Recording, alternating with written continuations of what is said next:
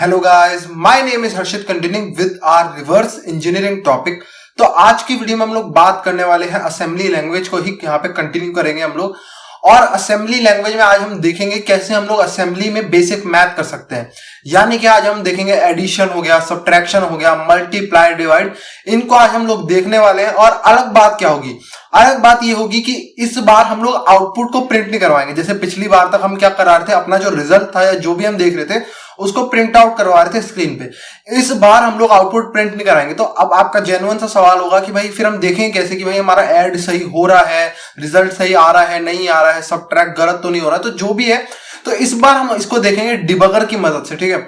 तो आप लोगों के सवाल आएंगे डिबगर क्या है, कैसे यूज कर सकते हैं, वो सब मैं इस वीडियो में आपको समझाऊंगा। अभी देखेंगे आगे क्या है डिबगर, और जब प्रोग्राम बना लेंगे तो डिबगर से ही हम उस प्रोग्राम का देखेंगे क्या क्या वो रिजल्ट दे रहा है। और बहुत अच्छी वीडियो रहने वाली है। तो चलते हैं सीधा स्क्रीन के ऊपर, करना शुरू करते हैं अपना काम। तो स्टार्ट करते हैं हम लोग अपनी यहाँ पे असेंबली की फाइल बनाना।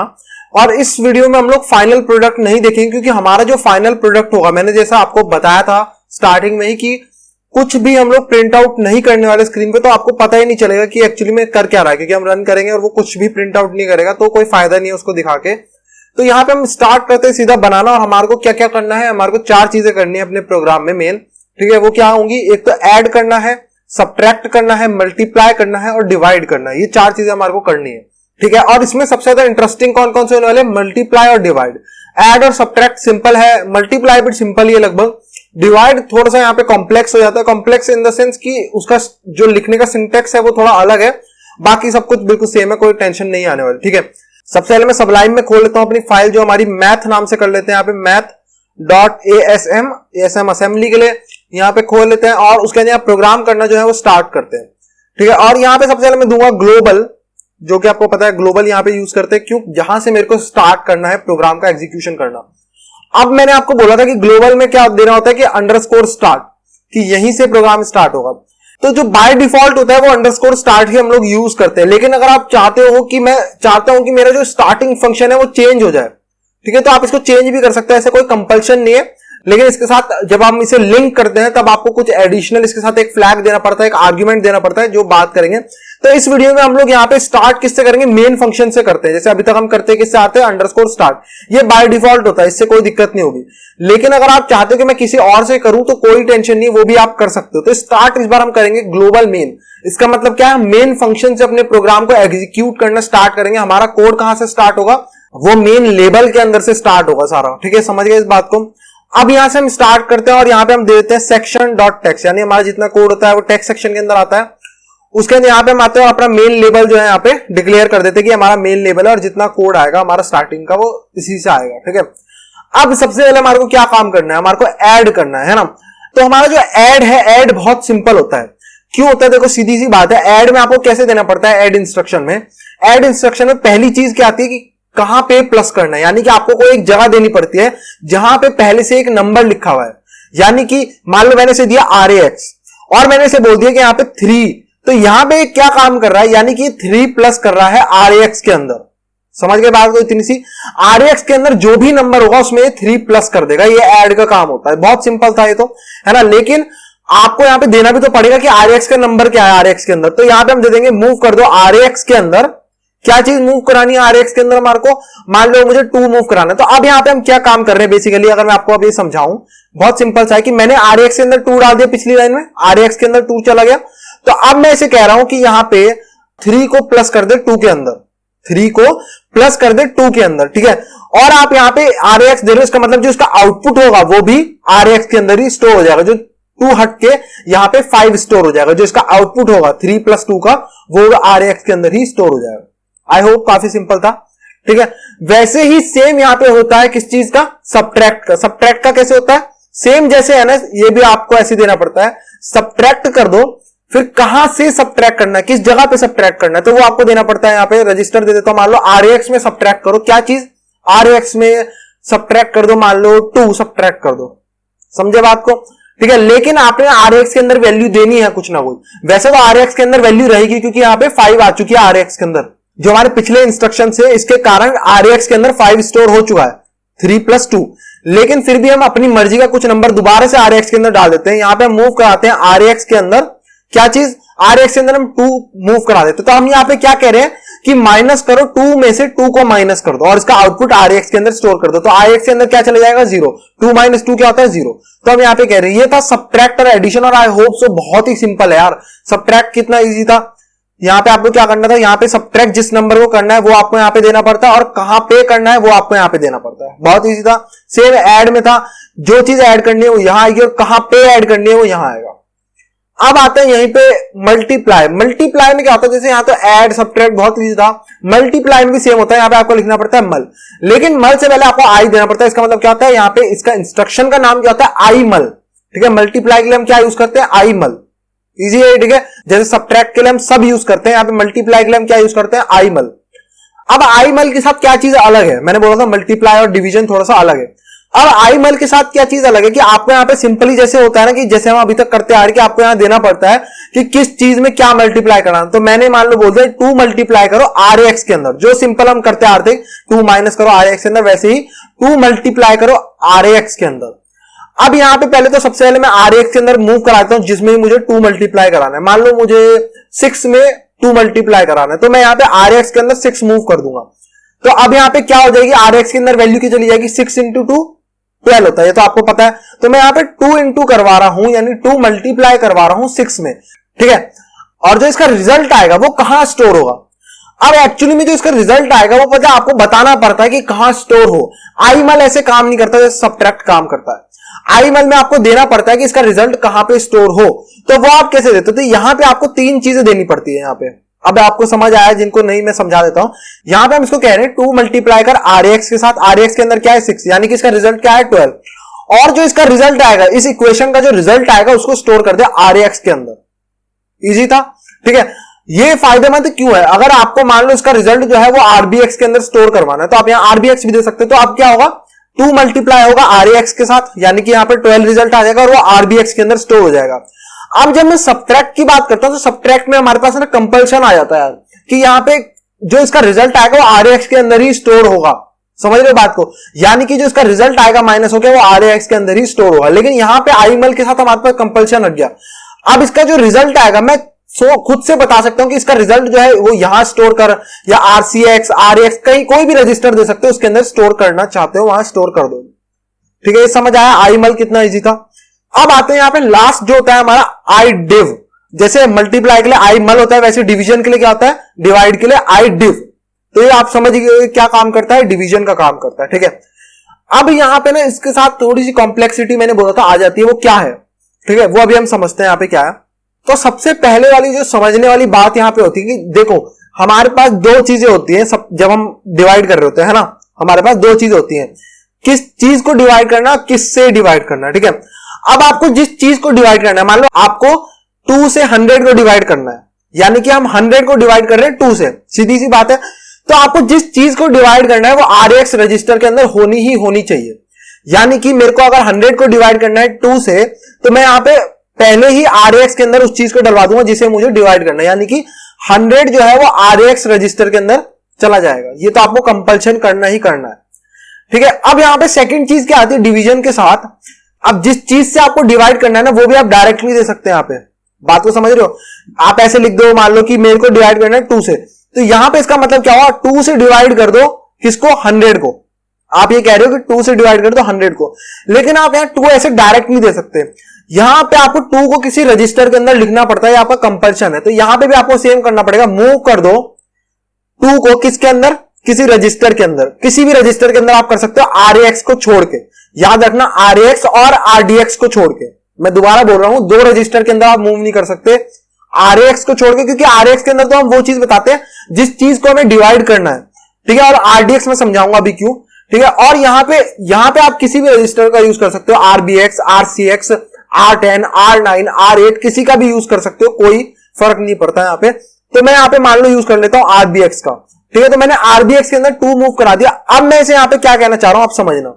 मैं यहां पे इसे कह रहा हूं कि भाई जो वैल्यू आरएक्स के अंदर है, यानी कि 100 को डिवाइड कर दो किससे, जो वैल्यू आरबीएक्स के अंदर है 2 से डिवाइड कर दो उस चीज को। समझ आया बात को, यानी कि मैं 2 से डिवाइड कर रहा हूं 100 को, इसका रिजल्ट क्या आएगा, इसका आंसर क्या आएगा 50 क्या होगा, क्वोशिएंट होगा। याद रखना 50 क्या होगा, क्वोशिएंट जिसे हम आंसर बोलते हैं। रिमाइंडर की बात नहीं कर रहा हूं मैं, ठीक है। तो यहां पे जो इसका रिजल्ट आएगा 50, अब यहां पे आ गया कि वो कहां स्टोर होगा, भाई इसका रिजल्ट भी तो कहीं स्टोर होगा, तो वो स्टोर होता है RAX रजिस्टर के अंदर। जिन लोगों को थोड़ा सा भी कंफ्यूजन लग रहा है तो आप मेरी बातों को समझ लो, जब हम इसको डिबगर में करेंगे सारे डाउट आपके क्लियर हो जाएंगे, क्योंकि आज आप विजुअली देखने वाले हो कि ये काम कैसे करते हैं बैकएंड पे। आज तक आपने स्क्रीन पे प्रिंट होता हुआ देखा, जो आपने कोड लिख दिया वो काम कर रहा था। आज आप डिबगर का यूज करोगे तो आपकी बहुत सारी चीजें दिमाग से क्लियर हो जाएगी आज, ठीक है। अब ये सब कुछ सेट हो गया, इसका मतलब अब यहां पे हम इसको कह रहे हैं 100 को जो है डिवाइड कर दो, किससे, 2 से डिवाइड कर दो, और इसका जो रिजल्ट होगा वो RAX के अंदर स्टोर हो जाएगा। अब मैंने यहां पे आपको एक और चीज बोली थी कि आप RDX का यूज नहीं कर सकते, यहां पे आप सब कुछ करो, RDX का यूज नहीं कर सकते। क्यों? क्योंकि मैं आपको समझाता हूं। यहां पे पता नहीं क्या करा इन लोगों ने, मुझे समझ नहीं आया, लेकिन इन्होंने यहां पे एक चीज करी। इन्होंने कहा कि हम ना बहुत बड़े बड़े नंबरों का डिवाइड करते हैं, तो हम ऐसा करते हैं कि अगर हमें कोई बहुत बड़े नंबर का डिवाइड करना हो तो हम ना 2 रजिस्टर को जोड़ देते हैं। यानी कि मान लो फॉर एग्जाम्पल RDX रजिस्टर के अंदर वैल्यू है 1, समझना इस बात को, RDX रजिस्टर के अंदर क्या वैल्यू है 1, ठीक है, और RAX रजिस्टर के अंदर भी क्या वैल्यू है 1, ठीक है। तो जब आप डिवाइड करोगे, यानी कि हम जब इसको RBX से डिवाइड करेंगे, 2 से डिवाइड करेंगे, तो पता है कैसे डिवाइड होगा ये क्या बन जाएगा नंबर, हम किसको डिवाइड करेंगे, 1 और 1 को डिवाइड कर रहे होंगे, यानी कि हम 11 को डिवाइड कर रहे होंगे 2 से। जबकि हम चाहते क्या थे, सिर्फ जो RAX के अंदर वैल्यू है, हम किसको डिवाइड करना चाहते हैं, RAX के अंदर जो वैल्यू है सिर्फ वो डिवाइड हो 2 से, सिर्फ वो डिवाइड हो 2 से। लेकिन ये डिवाइड क्या हो रहा है 1, ऐसा क्यों हो रहा है? क्योंकि क्या हो रहा है, यहां पे इन लोगों ने क्या काम कर दिया कि जो वैल्यू ना RDX रजिस्टर के अंदर होगी, जो वैल्यू RDX रजिस्टर के अंदर होगी उसको जोड़ देंगे RAX रजिस्टर के साथ और उसको फिर डिवाइड करेंगे। अब समझे? यानी कि मान लो फॉर एग्जांपल RDX रजिस्टर के अंदर था 1, RDX रजिस्टर के अंदर था 1, उसके अलावा यहां पे RAX रजिस्टर के अंदर भी 1 था। तो अब इन्होंने क्या काम करा, इसको जोड़ के 11 बना दिया और उसको फिर डिवाइड कर रहे हैं, जो भी वैल्यू आप दे रहे हो डिवाइड करने के लिए। समझे बात को, क्या हो रहा है यहां पे? तो इसलिए यहां पे मैंने बोला RDX रजिस्टर के अंदर वो वैल्यू जाते हैं जब हमें कोई बहुत बड़ा डिवाइड करना हो। तो अभी के लिए हम यहां पे RDX रजिस्टर की वैल्यू क्या काम कर देंगे, यहां पे 0 कर देंगे। हम RDX रजिस्टर के अंदर हम यहां पे मूव करा देंगे 0। जिन लोगों को समझ नहीं आया मैं फिर से अभी समझाता हूं क्लियर करने के लिए। तो यहां पे मैं काम करूंगा RDX के अंदर डाल दो 0। तो यहां पे मैं इसको क्या कह रहा हूं, मैं इसको कह रहा हूं 0 100 को डिवाइड करो 2 से। इसका मतलब क्या है आप समझो, ये 0 किस चीज का है, ये RDX का।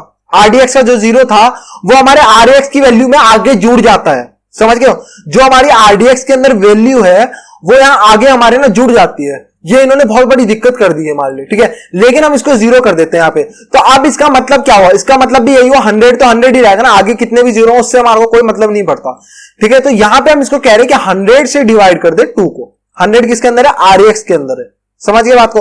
अब सोचो आप कहो मुझे तो RDX के अंदर अगर मैं वैल्यू डाल दूं 0, भाई ये दोनों वैल्यू आपस में जुड़ रही है, RDX की वैल्यू और RAX की वैल्यू जुड़ रही है आपस में, ठीक है, दोनों की वैल्यू जुड़ रही है। तो अगर मैं RAX की वैल्यू को 0 कर दूं, मैं RAX की वैल्यू 0 कर दूं और RDX के अंदर 100 डला दूं, क्या एक ही बात रहेगी वो? क्या वो बात एक ही रहेगी? तो हम ये कह रहे हैं सबसे पहले RDX जुड़ता है फिर RAX, ऐसे जुड़ते हैं, जब नंबर जुड़ते हैं तो ऐसे जुड़ते हैं। तो क्या एक बात है, अब यहां पे हम इसको देखते हैं RDX के अंदर क्या वैल्यू है, देखो ऊपर RDX के अंदर वैल्यू है 100। उसके बाद यहां RAX के अंदर क्या वैल्यू है 0, तो ये भी मैंने यहां लिख दिया। तो मैंने यहां पे ये भी जोड़ दी इसके अंदर। अब मैं इसको डिवाइड कर रहा हूं 2। अब इसका मतलब क्या हुआ, मैं 1000 को 2 से डिवाइड कर रहा हूं। क्या मैं ये चाहता था? नहीं, मैं चाहता था कि 100 जो है वो 2 से डिवाइड हो। इसलिए यहां पे हमने क्या काम करा, RAX के अंदर 100 डाला। बात को समझिए, RAX, क्योंकि RAX नीचे वाली चीज है तो आगे की कितनी वैल्यू भी 0 उससे हमारे को कोई फर्क नहीं पड़ता। तो मैंने यहां पे क्या काम करा, RDX की वैल्यू कर दी 0, तो ये वैल्यू 0 हो गई, और इसमें RAX की वैल्यू मैंने कर दी 100। तो अब यहां पे मैं डिवाइड किससे कर रहा हूं, अब मैं 100 से डिवाइड कर रहा हूं 2 को, क्योंकि आगे के 0 कोई मतलब नहीं रखते। समझे यहां पे मैंने ऐसा क्यों करा? आई होप सो क्लियर हुआ हो। थोड़ा सा कंफ्यूजन था तो अभी प्रैक्टिकल जब आप इसका आंसर देखोगे तो समझ आ जाएगा आपको, ठीक है। सो ये क्लियर हो गया होगा मेरे हिसाब से शायद, ठीक है। अब यहां पे लास्ट चीज एक बचती है जिसको हम कहते हैं एग्जिट करना प्रोग्राम को। तो यहां पे हम प्रोग्राम को एग्जिट भी कर देते हैं। प्रोग्राम को एग्जिट करने का कोड लिख देता हूं, क्योंकि वरना सेगमेंटेशन फॉल्ट आएगा। समझा चुका हूं क्यों आता है सेगमेंटेशन फॉल्ट, और ठीक है उसके लिए हमारे को यहां पे लिखना पड़ता है कोड। और यहां पे मूव करूंगा RAX के अंदर 60 को, यानी कि मुझे 60 नंबर की सिस्टम कॉल करनी जो कि एग्जिट सिस्टम कॉल होती है, ठीक है। और यहां पे मैं एक आर्ग्यूमेंट लेता है system call, exit system call, वो मैं यहां पे मूव कराता हूं RDI रजिस्टर के अंदर। पहला आर्ग्यूमेंट RDI के अंदर ही जाता है, याद होगा आपको हायरार्की, ठीक है। अब यहां पे मैं कुछ भी मूव कराता हूं, जैसे यहां पे मैं देता हूं 0, और यहाँ पे सिस्कॉल कर देता हूँ। आई होप सो ये क्लियर हुआ होगा। काफी बार जिन लोगों ने मेरी असेंबली वाली वीडियो देखी होंगी उनको सब कुछ समझ आता जा रहा होगा। ये थोड़ा सा मे बी कॉम्प्लेक्स लग सकता है, लेकिन आपको समझ आ जाएगा आगे मैं क्या कहने की कोशिश कर रहा था। ठीक है, और अब मैं यहाँ पे इसको क्या करूंगा, असेंबल और लिंक। ठीक है, असेंबल करते हैं नेजम की मदद से। नेजम मैथ, यहाँ पे फॉर्मेट देना है सबसे पहले ELF64। ठीक है, ELF64 बिट बना दो। उसके बाद यहाँ पे देंगे math.asm फाइल और आउटपुट इसकी आएगी math.o का मतलब ऑब्जेक्ट फाइल। ठीक है, अब ऑब्जेक्ट फाइल हमारी बन गई। अब आप देखना यहाँ पे क्या होने वाला है, मैं इसको लिंक करता हूं LD की मदद से। ठीक है, math.o और यहाँ पे मैं -o दूंगा आउटपुट फाइल के लिए और मैं मैथ नाम की फाइल बनाता हूं। अब आपको यहाँ दिखेगा वार्निंग आने वाली है। अब ये वार्निंग क्या है, वार्निंग यहाँ पे है कि मैं एंट्री पॉइंट नहीं ढूंढ पाया, यानी कि मैं अंडरस्कोर स्टार्ट नहीं ढूंढ पा रहा। मुझे कहां से कोड को पढ़ने स्टार्ट करना है, तो मैं बाय डिफॉल्ट एड्रेस से कर रहा हूं। अभी इस एड्रेसिंग पे ध्यान मत दो, ये रिवर्सिंग में काम आएगी। अभी हमारा असेंबली में मैं अभी आपको नहीं समझाना चाहता, ज्यादा कॉम्प्लेक्स हो जाएगी चीजें, इसमें ध्यान मत दो। तो इसका मतलब ये कह रहा है कि मैं अंडरस्कोर स्टार्ट नहीं ढूंढ पाया, तो मैं कहां से स्टार्ट करूं। मैंने अपने आप यहां से सोच लिया कि यहां से स्टार्ट हो रहा है प्रोग्राम, तो ये तो दिक्कत हो सकती है हमारे को। उसको पता ही नहीं प्रोग्राम को पढ़ना कहां से स्टार्ट करना है। तो वो ऐसा भी तो हो सकता है कि वो एग्जिट से पढ़ना स्टार्ट कर दे प्रोग्राम को और वो ये सब कोड चलाए ना, तो ये तो हमारी दिक्कत हो सकती है। हम चाहते हैं कि मेन लेवल से कोड को पढ़ना स्टार्ट करे, जो मेन फंक्शन है या मेन लेवल है इससे कोड को पढ़ना स्टार्ट करे, हम ये चाहते हैं। तो ये आपको बताना पड़ेगा। यहाँ LD में आप दोगे, LD में -e का मतलब आप बताना चाहते हो कि स्टार्टिंग पॉइंट कहां से है, कहां से पढ़ना स्टार्ट करना है। तो जो भी आपने यहाँ लेवल का नेम दिया हुआ अपने, उस लेवल का नेम आप यहाँ पे मेंशन करोगे। और अगर आप अंडरस्कोर स्टार्ट ही यूज करते हो, इस मेन की जगह पे अंडरस्कोर स्टार्ट ही यूज करते हो, तो आपको देने की जरूरत नहीं होती, वो अपने आप इस बात को समझ जाता है कहां से पढ़ना स्टार्ट करना। लेकिन अगर आप कोई यूजर खुद से डिफाइन देना चाह रहे हो तो आपको बताना पड़ता है स्पेसिफिक -e के साथ। तो अब मैं करूंगा तो आपको दिखेगा कोई वार्निंग नहीं आई। अब मैं यहाँ पे मैथ को रन करूंगा तो आपको दिखेगा कुछ भी नहीं हुआ, क्योंकि हमने कोई आउटपुट प्रिंट नहीं करवाया। लेकिन कोई एरर नहीं आया, कोई सेगमेंटेशन फॉल्ट नहीं आया, तो ये हमारे लिए अच्छी बात है। ठीक है, अब यहाँ पे हम यूज करेंगे डीबगर इसका आउटपुट देखने के लिए कि ये कैसे काम कर रहा है, ऐड हो रहा है, सब्ट्रैक्ट हो रहा है, सही हो रहा है, नहीं हो रहा है। अब सबसे पहला सवाल जो आता है कि डीबगर एक्चुअली है क्या। देखो, डीबगर कुछ नहीं है, मैं आपको बहुत नॉर्मल सी भाषा में समझाता हूं। ऐसा हो सकता है कि टेक्निकली सही भी ना हो, मेरी जो मैं यहाँ पे जो डेफिनेशन बोलूंगा आपको समझाने के लिए वो टेक्निकली सही ना बैठे, लेकिन मैं टेक्निकली भी उतना ज्यादा ध्यान नहीं देता, मैं आपको समझाने भी देता हूं। आपको चीजें समझ आ जाएगी तो आपके पास स्किल आ जाएगी। ठीक है, टेक्निकल कोई रिटर्न पेपर नहीं देना है, हमारे को अपनी स्किल मजबूत करनी है। तो यहां पे मैं देखो कुछ नहीं है। डीबगर क्या आता है, डीबगर क्या है, डीबगर एक प्रोग्राम है, नॉर्मल सॉफ्टवेयर होते हैं, लेकिन वो किस काम आता है हमारे, वो जो अदर सॉफ्टवेयर रन कर रहे हैं आपके ऑपरेटिंग सिस्टम पे, कोई भी सॉफ्टवेयर है, ये मैथ जो है ये भी एक छोटा सा सॉफ्टवेयर है, ये सबलाइम रन कर रहा है ये भी सॉफ्टवेयर है।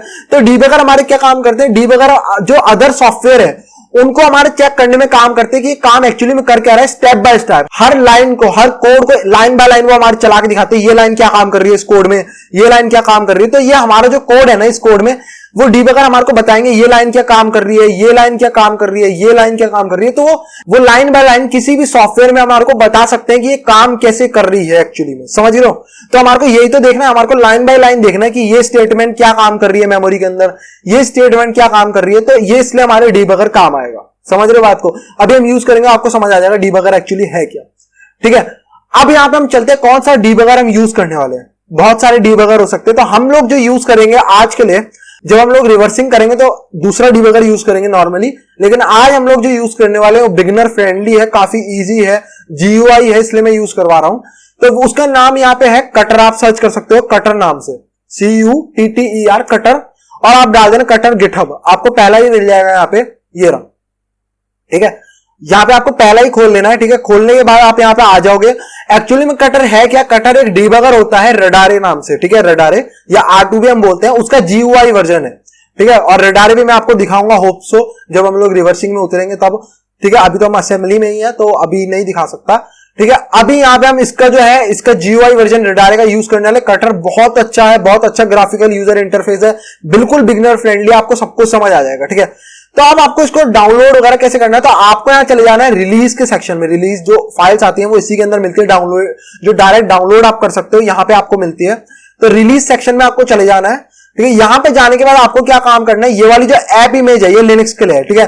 जो मैक ओएस वाले हैं वो ये डाउनलोड करेंगे, जो विंडोज वाले हैं वो ये डाउनलोड करेंगे, ठीक है। और इसके जो इंस्टॉलेशन इंस्ट्रक्शन है वो भी दिए हुए होंगे, मैं अभी दिखा दूं आपको। लिनक्स वालों के लिए कुछ नहीं है, बस आपको ये फाइल इंस्टॉल करनी है और ये डायरेक्ट रन हो जाती है लिनक्स के अंदर, कोई टेंशन नहीं है। आप इस पर क्लिक करोगे डाउनलोड हो जाएगी, इसको डाउनलोड कर लो, ठीक है। उसके बाद बस कुछ नहीं करना, मैं बताता हूं क्या करना है। बाकी जिनको इंस्टॉलेशन और देखना है वो कैसे कर सकते हैं, यहाँ पे देख लो। जो विंडोज वाले हैं उनको मैं एक इजी तरीका बता देता हूं कैसे कर सकते हैं। देखो मैक ओएस वाले तो ब्रू का यूज कर सकते हैं, ब्रू से डाउनलोड हो जाएगी। उसके अलावा जो विंडोज वाले हैं वो अपने चौको का यूज कर सकते हैं, ठीक है। चौको के अंदर ही पड़े हुए है कटर, तो आपको अपने पावर शेल में जाके बस ये लिखना है चौको इंस्टॉल कटर, ये इंस्टॉल हो जाएगा आपके विंडोज के अंदर, कोई टेंशन नहीं है। और जो लिनक्स वाले उनको मैंने बता दिया, आप यहां से डाउनलोड कर सकते हो, रिलीज में जाके वो जो ऐप इमेज वाली फाइल है उसको डाउनलोड कर लो। जब आप लोग डाउनलोड कर लोगे तो जहां पे भी आपने डाउनलोड करी होगी वहां पे आपको चले जाना, जैसे मेरे सीडी के अंदर ऑप के अंदर मैं ये सब चीजें रखता हूं और कटर के नाम से होगी, ठीक है। एलएस करोगे तो आपको यहाँ पे जो भी आपकी फाइल डाउनलोड होगी बस आपको यहाँ पे क्या करना है, रन करना है उसको। CH मोड कर देना, CHMOD+X, और जो भी फाइल का नेम हो, जैसे मेरे में कटर है मैंने चेंज कर दिया था इसका नाम, लेकिन आप में जो भी होगा उसको चेंज कर देना, ठीक है।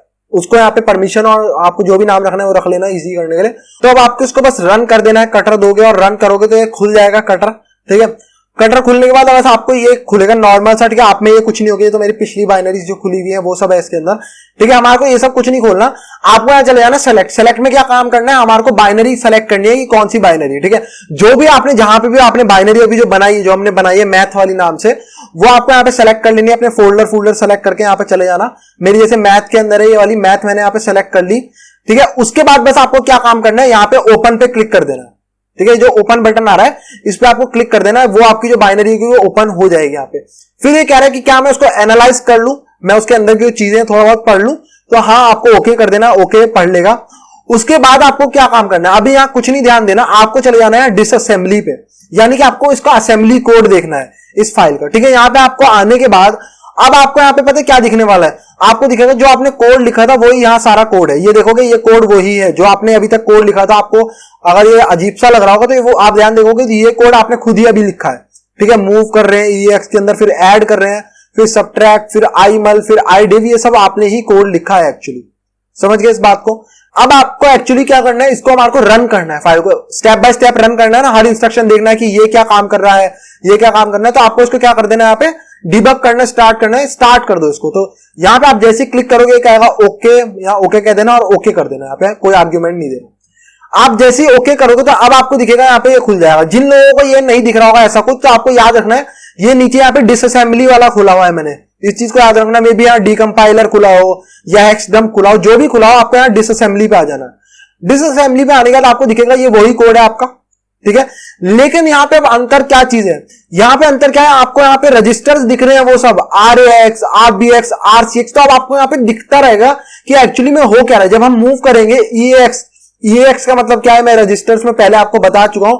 EAX का मतलब सेम है एज इट इज RAX, बस RAX का आधा करोगे, यानी कि RAX क्या है, 64 बिट जो मशीन होती है, जो 64 बिट मशीन होती है उसमें हम इसको क्या बोलते हैं, RAX। लेकिन जो 32 बिट मशीन है उसमें क्या बोलते हैं, EAX। तो ये कुछ नहीं है, EAX को बस ये समझो कि RAX और EAX सेम है हमारे लिए। अभी हमारे लिए EAX और RAX सेम है, ठीक है। और EBX पढ़ोगे तो उसका मतलब क्या हो जाएगा, RBX, ठीक है। और ECX पढ़ोगे उसका मतलब क्या हो जाएगा, RCX। तो वो सेम है, E और R पे अभी ध्यान मत देना, जो स्टार्टिंग का ER है वो सेम है, EAX का मतलब RAX, ठीक है, सेम है।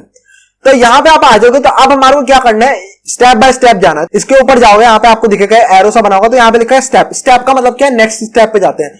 तो नेक्स्ट स्टेप का जाने का मतलब क्या है, इस लाइन को एग्जीक्यूट करें, हाँ करते हैं। तो आप इस लाइन को एग्जीक्यूट करते हैं और देखते हैं कि क्या अंतर आएगा। रजिस्टर्स की वैल्यू पे आपको ध्यान रखना है, ठीक है। तो मैं एग्जीक्यूट करता हूं नेक्स्ट स्टेप को, या जैसे ही मैं इसको नेक्स्ट स्टेप करूंगा अब आप देखोगे जो 2 है वो RAX के अंदर आ चुका होगा। तो अब आप लाइन बाय लाइन देख पाओगे कि आपका असेंबली कोड कर क्या रहा है। और जिन लोगों को सही में क्यूरियोसिटी है, लर्न करना है, जो हमने पिछली 2 बाइनरी बनाई थी, हेलो वर्ल्ड प्रिंट करने वाली और कौन सी इनपुट लेने वाली, आप उनको भी जरूर डिबगर में खोल के देखना और देखना कैसे काम कर रही है, कैसे रजिस्टर्स में वैल्यूज आ रही है, कैसे सिस्टम कॉल लग रही है, बहुत अच्छा लगने वाला है, ठीक है। अब यहां पर क्या होगा, नेक्स्ट चीज 3 जो है, जो यहां लाल लाइन है ना, लाल लाइन का मतलब क्या है कि ये वाला जो है नेक्स्ट एग्जीक्यूट होने वाला है, ठीक है, इस बात को समझना। तो अब यहां पे हम देख रहे हैं कि 3 जो है वो RAX के अंदर प्लस हो जाएगा। तो RAX के अंदर क्या है 2, तो इसके अंदर 3 प्लस हो जाएगा, इसकी वैल्यू क्या हो जाएगी 5। तो करूं स्टेप, एग्जीक्यूट करें इसे, एग्जीक्यूट करते तो आप देखोगे यहाँ पे 5 आ चुकी है इसकी वैल्यू। और ये याद रखना हेक्स में है, 0 into का मतलब क्या होता है, ये वैल्यूज हेक्स में है, इससे कंफ्यूज मत होना, ठीक है, ये हेक्स की वैल्यूज है। अब यहाँ पे नेक्स्ट चीज हम क्या कर रहे हैं, मूव कर रहे हैं EAX यानी RX के अंदर हम मूव कर रहे हैं 2, समझिए बात को। तो अभी क्या है 5, तो अब इसके अंदर ओवरराइट करके यहाँ पे 2 आ जाएगा। तो मैं जैसे इसको एग्जीक्यूट करूंगा आप देखोगे यहाँ 2 आ गया, ठीक है, इजी था। अब यहाँ पे हम सब्ट्रैक्ट कर रहे हैं RX के अंदर से 2, तो यानी कि 2 में से हम 2 माइनस कर रहे हैं, तो RX के अंदर क्या आ जाएगा, यहाँ पे RX के अंदर क्या हो जाएगा 0। तो जैसे ही मैं करूंगा तो RX के अंदर 0 हो गया, इजी था।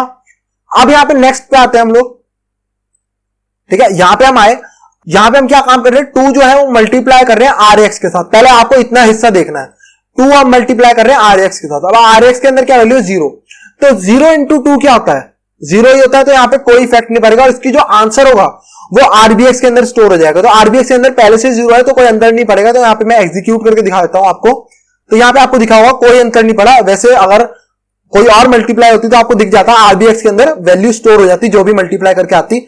यहां पे रिजल्ट 0 ही था तो यहां 0 ही आ गया RBX के अंदर, ठीक है। अब यहां पे हम क्या काम कर रहे हैं, मूव कर रहे हैं EDX यानी कि RDX के अंदर हम लोग मूव कर रहे हैं 0। तो यहां नेक्स्ट करता हूं, RDX के अंदर आप दिखेगा 0 था, 0 ही रह गया। उसके बाद हम यहां मूव कर रहे हैं EAX के अंदर 100। यहां आपको साइड में कटर जो है वो दिखा देता है। वैसे तो यहाँ पे नॉर्मली आप डिबगर्स यूज करोगे तो आपको हेक्स वैल्यू दिखाते हैं, लेकिन कटर ने अपनी तरफ से बता दिया कि यहाँ पे 100 जो है वो मूव हो रहा है EAX के अंदर। EAX का मतलब RX, तो आपको दिखेगा यहाँ पे 100 जो है वो मूव हो जाएगा। अब आपको यहाँ पे दिखेगा तो देखोगे RX के अंदर क्या चीज आ चुकी है, यहाँ पे आ गया हमारा 100 RX के अंदर। आपको दिखेगा ये जो 100 था, 100 की हेक्स वैल्यू क्या होती है यहाँ पे 0 into 64, ठीक है, ये हेक्स वैल्यू 100 की, तो ये आ चुकी है RX के अंदर। अब हमारा अगला क्या चीज है, अब यहाँ पे हम 2 मूव कर रहे हैं EBX के अंदर। इसका मतलब क्या है, देखो जिस चीज को हमारे को डिवाइड करना है वो तो जाती है RX के अंदर, यानी कि 100 तो मैंने डाल दिया, मुझे 100 को डिवाइड करना है। किससे डिवाइड करना है, मुझे 2 से 100 को डिवाइड करना है, तो किसी और रजिस्टर के अंदर जाती है। वो रजिस्टर कुछ भी हो सकता है, RBX, RCX, RDX नहीं हो सकता, याद रखना इस बात को। तो यहाँ पे मैं इसको एग्जीक्यूट नेक्स्ट लाइन पे जाता हूं तो आप देखोगे यहाँ पे RBX के अंदर 2 आ चुका है। अब हम फाइनली यहाँ पे डिवाइड कर रहे हैं, यानी कि हम 100 को डिवाइड कर रहे हैं किससे, 2 से, और जो इसका रिजल्ट होगा वो RX के अंदर स्टोर हो जाएगा। यानी कि इसका रिजल्ट क्या आएगा, 100 को 2 से डिवाइड करोगे तो क्या आएगा, क्वेश्चन आएगा 50, क्वेश्चन आएगा 50, तो 50 यहां पे आ जाएगा।